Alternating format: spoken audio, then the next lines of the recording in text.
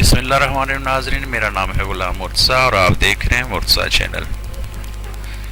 आज मैं आपसे शेयर करूंगा अल्लामा इकबाल ओपन यूनिवर्सिटी का online procedure, complete online procedure आपको करके दिखाऊंगा। और इसकी लास्ट डेट है 15 अप्रैल 2020। तो टाइम ज़ाया किए बगैर स्टार्ट करते हैं कि सबसे पहले आपने गूगल पे जाना है, वहाँ पे लिखना है AIOU.edu.pk। आपके सामने ये वाला पेज ओपन होगा। उसके बाद आपने यहाँ पे क्लिक करना है ऑनलाइन एडमिशन फॉर्म पे। तो जैसे ही आप इस पे क्लिक करेंगे तो आपके सामने नेक्स्ट पेज शो होगा इस तरह का। तो ये BA BBA BSc और B.Ed M.Ed का ये वाला मास्टर बेस पे है, मेरिट बेस पे है और नीचे कंटिन्यू है। इसलिए हमने B.Ed पे करना है तो हम B.Ed पे क्लिक करेंगे। तो ये फ्रेश कैंडिडेट के लिए है और यहाँ पे जो ऑलरेडी जिन्होंने अगर अप्लाई किया है वो अपना प्रिंट निकालना चाहते हैं तो यहाँ पे अपना ID कार्ड इंटर करेंगे। तो चलिए स्टार्ट करते हैं एडमिशन के फ्रेश कैंडिडेट के लिए।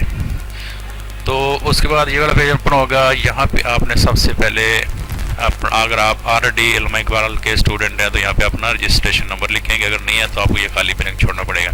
उसके बाद यहाँ पे आप अपना नाम टाइप करेंगे, जो भी आपका नाम है। यहाँ पे आप मुकम्मल अपना एजुकेशन, पिछले एजुकेशन कार्ड के मुताबिक ऐड करेंगे। उसके बाद अपना फादर नेम लिखेंगे यहाँ पे। फादर नेम के बाद CNA-CBA फॉर्म यहाँ पे लिखेंगे अपना मुकम्मल विदाउट डैशेस के, क्योंकि ये सामने इन्होंने मिसाल दी हुई है रेड कलर की। उसके बाद अपनी डेट ऑफ बर्थ यहाँ से सिलेक्ट करेंगे, जो भी आपकी डेट ऑफ बर्थ है। डेट ऑफ बर्थ को कंप्लीट सेट करेंगे यहाँ से इनके फॉर्मेट के मुताबिक।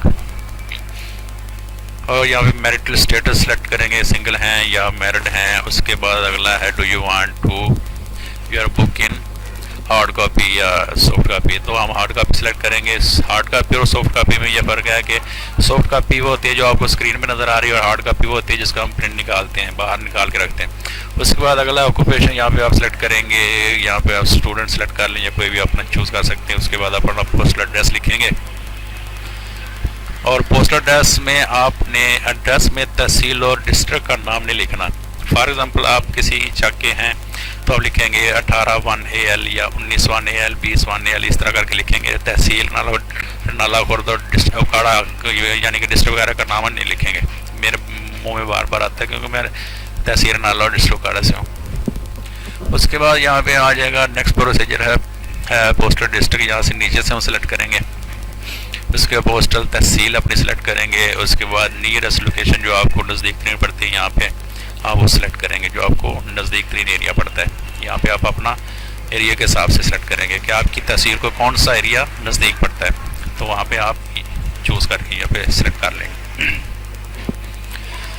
उसके बाद अगला प्रोसीजर है कि परमानेंट एड्रेस। परमानेंट एड्रेस में भी आप अपना सिर्फ एड्रेस में तहसील ज़िला का नाम नहीं लिखेंगे, सिर्फ खाली एड्रेस ही लिखेंगे, यानी कि 18-1 AL। ये सारा कॉलम फिल करने के बाद नेक्स्ट प्रोसीजर आ जाएगा आपका परमानेंट डिस्ट्रिक्ट आ जाएगा। परमानेंट डिस्ट्रिक्ट के बाद आपके परमानेंट तहसील आ जाएगी। इसके बाद डोमिसाइल डिस्ट्रिक्ट आपका आ जाएगा।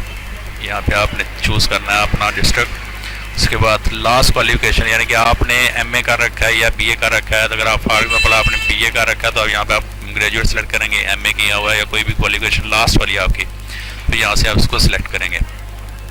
और इसके आगे आप अपना ईमेल एड्रेस लिखेंगे। ईमेल एड्रेस को कंप्लीट करने के बाद इसका नीचे वाला ऑप्शन है, आपने यहाँ पे अपनी फ़ोटो सेलेक्ट करनी है। और 130 KB से ज़्यादा आपने फाइल को नहीं लेना।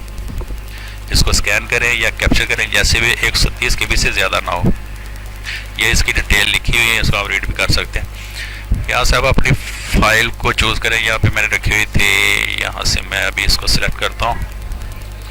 मैं अपने एक दोस्त का अप्लाई कर रहा हूँ तो साथ में मैंने कहा चलो मैं इसकी वीडियो बना देता हूँ ताकि प्रॉपरली मैं आपको बता सकूँ इसकी सारी डिटेल के बारे में।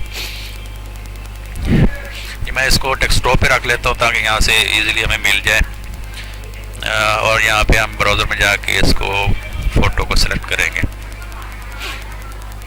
यहाँ पे पड़ी होगी डेस्कटॉप पे मैंने रखी, ये वाली मिल गई। ओपन करें इसको और यहाँ पे इसको सिलेक्ट फ़ोटो कर लें। यहाँ पे ऑटोमेटिक अपलोड हो जाएगा। उसके बाद यहाँ पे है आप अपना कोर्स सेलेक्ट करेंगे, क्या करना चाह रहे हैं। फॉर एग्जांपल B.Ed करना है, मैंने तो B.Ed लिखा है मैंने। उसके बाद 1.5 साल बीएड, क्योंकि मेरी एमए के बाद कर रहा हूँ तो वो 1.5 साल हो। यहाँ पे इसकी ऑटोमेटिक 1.5 साल के सारे कोर्स कोड आ जाएंगे, उसको नेक्स्ट करेंगे। नेक्स्ट के बाद अगला नेक्स्ट कॉलम आएगा, यहाँ पे आप अपनी एजुकेशन की डिटेल डालेंगे। यहाँ पे आपने मैट्रिक किस सन में किया वो ईयर लिखेंगे। उसके बाद आप अपना ग्रेड डिवीज़न या जो भी आपको ईजिली फाइंड हो जाता है अपने डॉक्यूमेंट से, वो इस यहाँ पे चूज़ करेंगे। मेजर सब्जेक्ट लिखेंगे। फॉर एग्जांपल आपने मैट्रिक साइंस से की है, अगर आर्ट्स से की है, अगर साइंस से की है तो फिजिक्स केमिस्ट्री बायो इसके ऑप्शनल मेजर सब्जेक्ट होते हैं। उसके बाद अपना बोर्ड यूनिवर्सिटी लिखेंगे आप यहाँ पे। इसी तरह इंटरमीडिएट आपने किस सन में किया उसकी डिटेल डालेंगे। उसके बाद ग्रेड डिवीज़न डालेंगे और मेजर सब्जेक्ट हम इंटरमीडिएट का यहाँ पे डालेंगे, क्योंकि वो एफएससी है तो फिजिक्स केमिस्ट्री बायो चलेगी। उसके बाद ये यहाँ पे बोर्ड यूनिवर्सिटी लिखेंगे, क्योंकि बोर्ड का नाम है भाई Sahiwal, board of intermediate and secondary education Sahiwal. उसके बाद ग्रेजुएशन की डिटेल डालेंगे। यहाँ पे ग्रेजुएशन 2019 में किया है तो यहाँ पे ग्रेड डिवीज़न लिखा जाएगा। तो अभी मैं फाइंड कर रहा हूँ कि इनका क्या था, मैं डॉक्यूमेंट से देख के यहाँ पे लिख रहा हूँ थोड़ा सा, इसलिए टाइम ज़्यादा लग रहा है। तो इसी का आगे मेजर सब्जेक्ट लिखेंगे, वो मुझे देखना पड़ेगा। इन्होंने केमिस्ट्री में किया हुआ है, इनका बीएस ऑनर होगा या इस तरह की डिटेल है इनकी जो कि केमिस्ट्री में आ रही है। इस तरह यहाँ पे यूनिवर्सिटी लिखेंगे, यूनिवर्सिटी ऑफ एजुकेशन लाहौर उखाड़ा कैंपस। मैं डॉक्यूमेंट मेरे सामने है और मैं वहाँ से देख के लिख रहा हूँ, इसलिए थोड़ी सी प्रॉब्लम भी हो रही है और टाइम भी ज़्यादा लग रहा है। लेकिन फिर भी मेरी कोशिश है कि वीडियो को 4-5 मिनट से ज़्यादा लंबा ना होने दूँ। अपनी तरफ से कोशिश कर रहा हूँ कि इसको जल्द से जल्द मुकम्मल कर लूँ, क्योंकि एक हाथ में मेरे डॉक्यूमेंट है, दूसरे में मेरे माउस है, इसलिए थोड़ा सा टाइम भी ज़्यादा लग रहा है। इस तरह मास्टर की डिटेल सारी लिखेंगे। आपकी जितनी भी ओवरऑल एजुकेशन है आप यहाँ पे सारी की सारी यहाँ पे फिल करेंगे, मैट्रिक से लेकर जितनी भी आपकी हाईएस्ट है।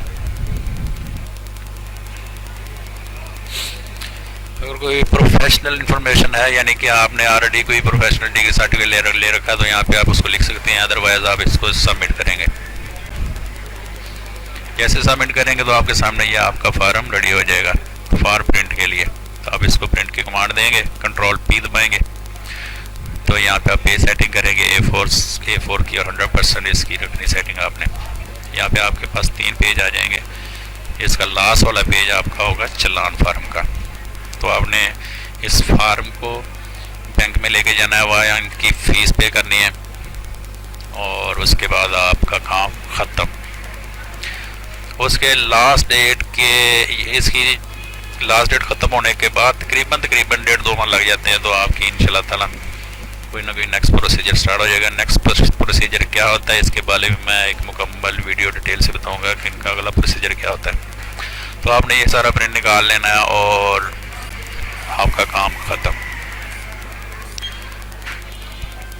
ये आपको सारा दिखा रहा हूँ, आपने इसको PDF में भी प्रिंट कर सकते हैं। इसको यहाँ से Ctrl+P की कमांड दे के इसको सेव कर सकते हैं। अगर आपको ये छोटी सी वीडियो पसंद आई हो तो प्लीज़ इसको सब्सक्राइब और लाइक ज़रूर कीजिएगा और अपना ख्याल रखिएगा। अल्लाह हाफिज़।